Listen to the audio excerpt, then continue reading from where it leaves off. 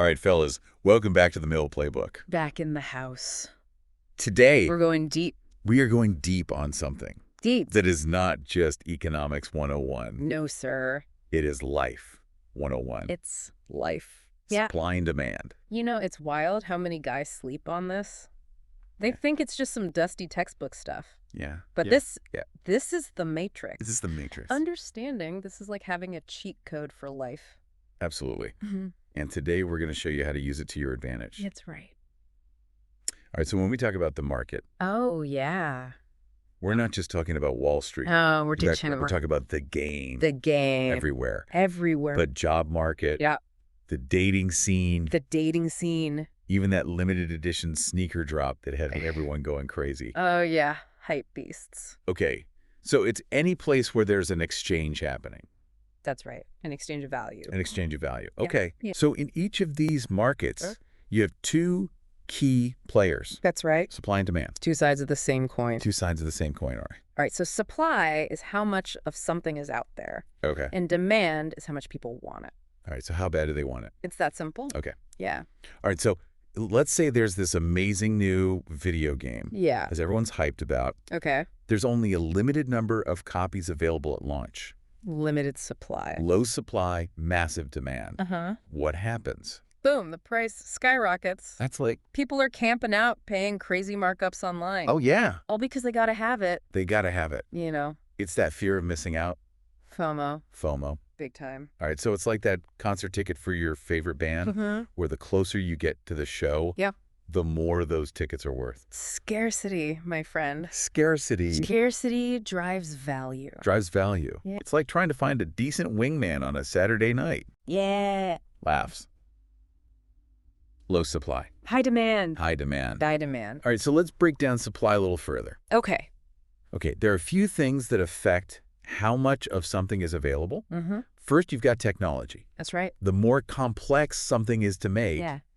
the harder it is to get a lot of it out there. Absolutely. Okay, think about it. Yeah. Building a smartphone Complicated. is a lot more complicated than, say, making a sandwich. Way more It's complicated. way more complicated. Yeah. I'm pretty sure I could handle the sandwich part. Yeah, I think you could handle that. But a smartphone, Mm-hmm.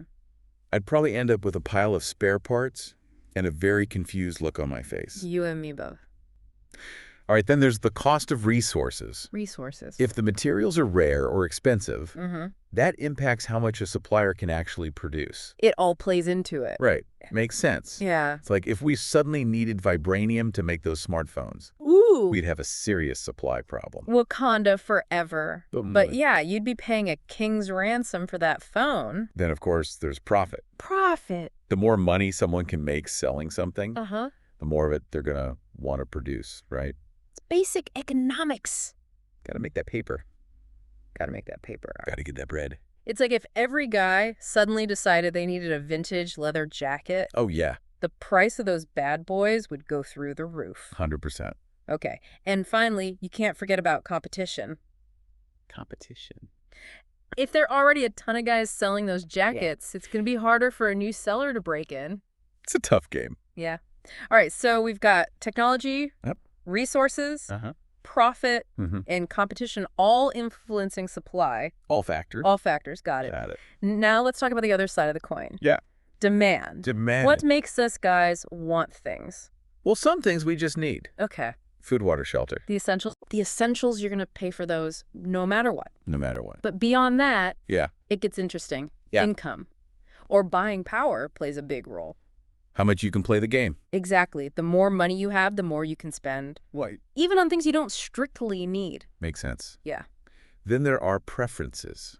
Preferences. What you value, what you find attractive, what you think is cool. All those things factor in. Think about it. Mm-hmm. When you're buying a new car Mm-hmm. or choosing a place to eat, Yeah. you're not just looking at the price tag. No, sir. You're thinking about style features Mm-hmm. and what kind of statement you want to make. You got it. Yeah, like some guys might be happy with a reliable sedan, Right? while others are all about that sports car energy. It's about what fits your vibe. It's about what fits your vibe, man. Yeah. And then there's substitutability. Substitutability. This is about alternative. Alternative. If there's a similar product that's cheaper or better, it's Yeah. going to affect demand for the original. Absolutely. Like if that sports car suddenly costs twice as much, Yeah. Some guys might settle for the souped-up sedan instead. Makes sense. Makes sense, all right. So Yeah. need income, Income preferences, differences, and substitutability. substitutability. All those things shape demand. That's it. Okay, I think we've got a pretty good handle on the basics now. Right. We mentioned price before, Yeah. but what about value? Value. Are they the same thing? Good question. Okay. Price is just the number on the sticker. Okay. Value is what something is worth to you. And that can be totally different. Okay, so like my beat-up old baseball glove might be worthless to someone else. Yeah. But it holds a lot of sentimental value for me Uh-huh. because it reminds me of playing catch with my dad when I was a kid. Exactly. That's a great example. Yeah. You see, there's this thing called use value. Use value. It's all about how much something helps you achieve your goal. Oh, okay. Like a gym membership is valuable if you're serious about getting in shape. Oh, okay. You know. If you're not going, If you're not going, not so valuable. then it's not so valuable. So in the context of the male playbook, Yeah. understanding the true value of something beyond just the price tag is crucial for making smart decisions, right? Absolutely. Whether you're talking about investing your money, Yeah. choosing a career path, Yeah. or even picking the right girl, you got to look beyond the surface and figure out what truly adds value to your life. So we've talked about the theory behind supply and demand. Yep, we've laid the groundwork. We've laid the groundwork. Now, let's see this stuff in action. Let's get practical. Let's get practical, okay? Yeah. One of the best examples is auctions. Ah, yes, auctions, Auction. where the bidders battle it out, Battle it out. driving up the price for that rare piece of art, that vintage sports car, Yep. or even that signed first edition of your favorite book. Right, it's like a microcosm of the whole market in action. Absolutely. You've got limited supply, Uh-huh. high demand, and prices going through the roof. The energy is palpable. It's exciting. It's competitive. Yeah. It's the thrill of the chase. Exactly. Okay, and then you've got the stock market. The stock market. This is where the real high rollers play, That's right. where the prices of companies are constantly fluctuating based on supply and demand for their shares. It's a wild ride. It's a complex game, but the basic principles still apply. Absolutely. More buyers than sellers, the price goes up. Up it goes. More sellers than buyers, Down it goes. the price goes down. It's all about understanding the flow, the momentum, the psychology of the market. The psychology. Psychology. Okay, and Yeah. of course we can't forget about the job market. The job market. Oh, yeah. The availability of jobs Uh-huh. versus the number of qualified guys looking for work Right. determines how much those jobs pay. It's a supply and demand game out there. You see, this stuff affects your life directly. Directly. Right, if you're a software engineer right now, Oh, yeah. you're probably doing pretty well Really doing all right. because there's a huge demand for those skills. Huge demand. But if you're trying to break into a field that's already saturated, Yeah. you might have a tougher time. It's going to be a grind. So guys, when you're thinking about your career path, Yeah. pay attention to the market trends. Absolutely. What skills are in high demand? What industries are booming? Booming. Positioning yourself in the right spot Yeah. can make all the difference. No doubt. It's all about maximizing your value. Maximizing your value. And that starts with understanding the forces that shape the market. The forces that shape the market. Okay. Yeah. Now, there's one more market we need to talk about, Oh. and it's a little bit more delicate. Okay. The marriage market. The marriage market. All right. Yeah. This one's a bit tricky, Tricky. but it's important to understand how these dynamics play out in relationships, too. I mean, Oh, let's yeah. be real. The dating game has its own set of rules, its Yeah. own supply and demand curves. Right. You know what I'm saying? We're not saying it's all about numbers and equation, Wait. but it's naive to think that these forces don't play a role. Absolutely. I mean, think about it. Yeah. What are men traditionally looking for in a partner? Mm-hmm. What are women looking for? Mm-hmm.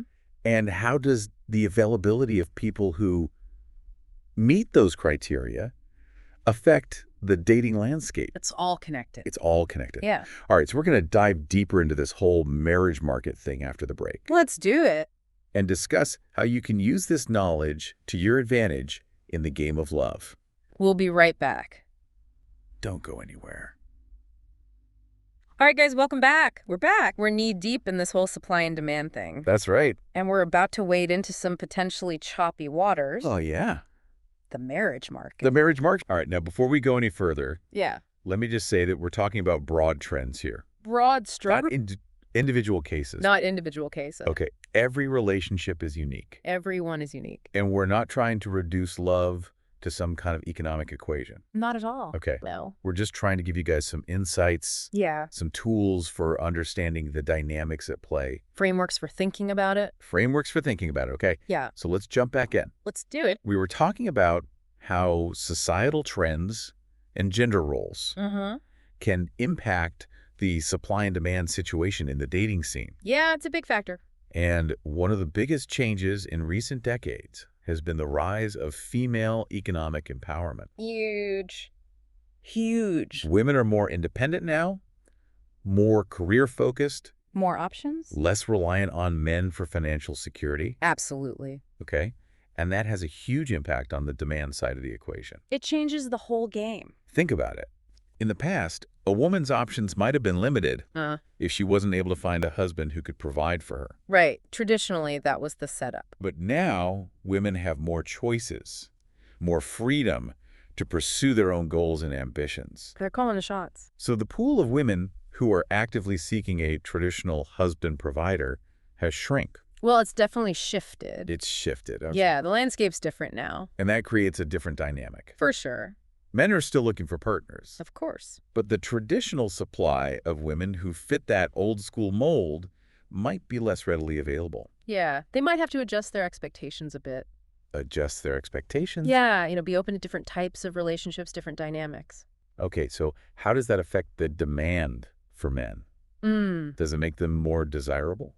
Well, it's not a simple equation. Yeah. Remember, demand is influenced by a lot of factors, Yeah. including preferences. Yeah. And preferences have also evolved over time. So what are some of the things that women are prioritizing in partners now compared to maybe a few generations ago? Well, financial stability is still important, Okay. but it's not necessarily the top priority anymore. Interesting. Women are looking for men who are emotionally intelligent, supportive, communicative, and who share their values and goals. So the bar has been raised.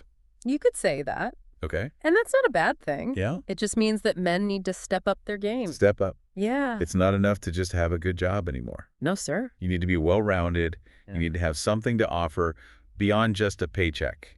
It's about the whole package. The whole package. Absolutely. It's about bringing value to the table, not just in terms of finances, but in terms of personality, character, and emotional maturity.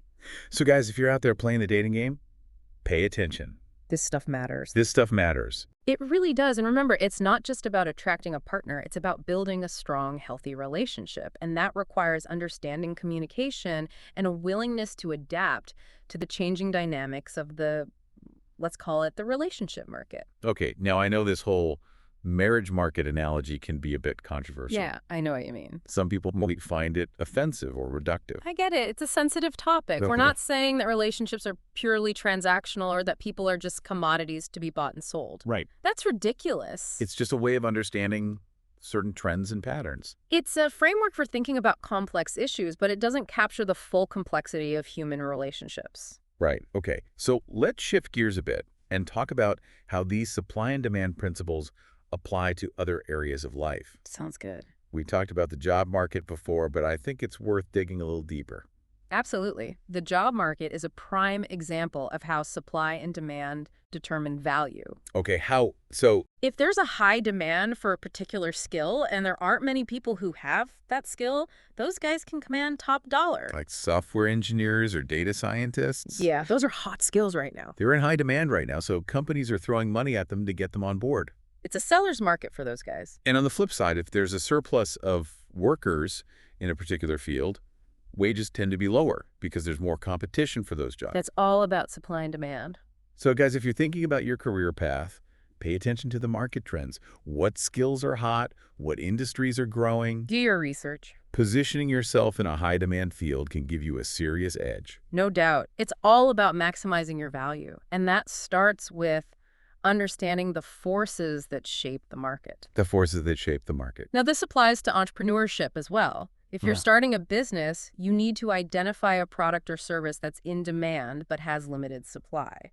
Find a niche, something people want but can't easily get. Exactly. And then you need to figure out how to deliver that product or service better, faster or cheaper than the competition. So it's all about differentiation and adding value, give the people what they want, but make it even better. Right. And again, understanding supply and demand is crucial for making smart business decisions. It helps you price your products right, manage your inventory, and anticipate those market shifts. All right, so we've talked about dating, careers. Entrepreneurship seems like these principles really do apply to almost every area of life. They do, and that's why it's so important to understand them. It's not just about making money or finding a partner. It's about navigating the world effectively and achieving your goals. It's about becoming a master strategist in the game of life. Well said. Now, before we wrap things up for today, I want to leave our listeners with a little challenge. Okay, I like it. Think about an area of your life where you're struggling or where you want to improve. Maybe it's your career, your relationships, your finances, whatever. Wherever it is. Now ask yourself, how can I use these supply and demand principles to my advantage in this situation? Good question. What's in demand? What can I offer that's unique and valuable? It's all about taking control. Taking control. Yeah, and making those principles work for you. All right, guys, we've covered a lot of ground today. We've decoded supply and demand, explored the marriage market, and even talked about how to level up your game in every aspect of life. But we're not done yet. When we come back, we're going to take this to the next level and show you how to use these principles to build your personal brand. Stay tuned. Welcome back to the Mayo Playbook, gentlemen. We've been talking about supply and demand. Supply and demand. And I'm starting to see things in a whole new light. That's right, man. It's like I've unlocked a secret level in the game of life. It's a game changer. It is a game changer. Once you understand these principles, you can apply them to pretty much anything. Totally. Now, before the break, we challenged our listeners to think about how they can use supply and demand to their advantage in a specific area of their lives. Right. I've been doing some brainstorming myself. Okay. And one thing that keeps coming up for me Yeah. is personal branding. Interesting. Tell me more. Well, in today's world, everyone's kind of like their own mini company, right? You got your social media, your online profiles, your network. You're constantly putting yourself out there. You're a walking billboard. You're a walking billboard. It's like you're both the product and the marketer at the same time. I like where you're going with this. Yeah. So how does supply and demand fit into the personal branding equation? Well, think about it. Okay. There are millions of guys out there trying to get noticed, trying to stand out from the crowd. Yeah, tons of competition. That's a lot of supply. Tons of supply. So to be successful, you need to create demand for your personal brand. Exactly. You need to offer something unique, something valuable that people are actually looking for. It's not enough to just be another face in the crowd. You got to be the guy. Everyone wants to know the guy who brings something special to the table. You got to have that X factor. That X factor. Yeah, so it's about identifying your strengths, your unique skills and experiences, and then packaging them in a way that resonates with your target audience. Yep. You got to figure out what makes you stand out from the pack. What's your USP? Your unique selling proposition. Your USP. Yeah. That's it. What's the thing that makes you different? Yeah. The thing that makes people say, I need to know this guy. Exactly. And once you've figured out your USP, you need to market it effectively, build your network, create content, share your expertise, and engage with your audience. You got to get your name out there, build that buzz. It's like creating that sense of scarcity, that limited edition vibe. Yeah, make them feel like they're missing out if they don't connect with you. Like, hey, this guy's got something special to offer and you don't want to miss out. Right. And the beauty of it is once you start building that demand, you have more leverage, more options, more power to shape your own path. You become the sought-after commodity, the guy everyone wants on their team. Okay, so let's break this down for our listeners who are ready to level up their personal brand game. Okay. What are some actionable steps they can take right now? All right, step 1, figure out who you're talking to.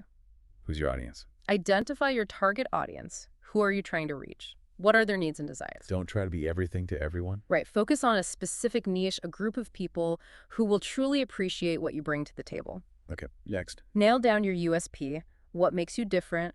Yeah. What are you passionate about? What skills or experiences do you have that are in high demand? And be authentic, guys. Don't try to be someone you're not. People can smell a fake a mile away. Then build a strong online presence, create a professional website or portfolio, optimize your social media profiles, and start putting out content that showcases your expertise and personality. And don't be afraid to network, guys. Reach out to people in your field, attend industry events, and build those connections. It's all about expanding your circle and getting your name out there. Remember, personal branding is an ongoing process. You need to consistently create value, engage with your audience, and adapt to the ever-changing market. It's like we said earlier, the market's always in flux, so you got to stay ahead of the curve, keep learning, keep growing, keep pushing yourself to be the best version of you. Absolutely. And remember, these principles of supply and demand don't just apply to individuals. They can also be used to understand larger social dynamics. Well, that's interesting. Tell me more. Think about social movements, for example. They often gain momentum when there's a perceived lack of something that people value, whether it's justice, equality, or freedom. So it's like a collective demand for change, a feeling that the current supply of something isn't cutting it. Right, and the more people who feel that shortage, the stronger the movement becomes. It goes back to that scarcity principle we talked about. The less there is of something, the more valuable it seems. And that creates a sense of urgency, a need to take action to make things right. Exactly. So whether you're trying to build your personal brand, advance your career, or even understand the forces that shape social movements, these principles can be powerful tools. Well said, and I think that's a great place to wrap things up for today, guys. We've covered a lot of ground in this deep dive, from the basics of supply and demand to the intricacies of personal branding and social dynamics. I hope you found it insightful and, most importantly, useful. Me too. Remember, knowledge is power, and understanding these principles can give you a real edge in life. So go out there, apply what you've learned, and keep playing the game like a champion. Okay, till next time, gentlemen, stay sharp.